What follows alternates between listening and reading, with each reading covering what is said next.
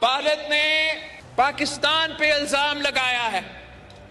بھارت نے اپنا کمزوریاں چھپانے کے لیے، اپنے عوام کو بے وقوف بنانے کے لیے مودی نے پاکستان کو جھوٹے الزامات پاکستان پہ لگائے ہیں کہ یہ اس دہشت گردی کے واقعہ کے پیچھے ہے، اور اس کی وجہ سے انہوں نے اعلان کیا ہے کہ یہ ان کا یک طرفہ فیصلہ ہے کہ جو انڈس واٹر ٹریٹی ہے، جو معاہدہ ہوا پاکستان اور بھارت کے درمیان، جس کے تحت بھارت یہ مان چکا کہ سندھو آپ کا ہے، سندھو پاکستان کا ہے.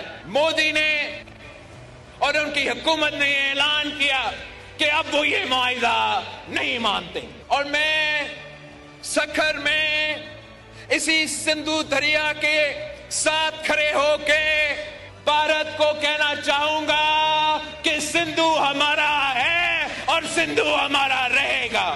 یا اس دریا سے ہمارا پانی بہے گا یا ان کا خون بہے گا.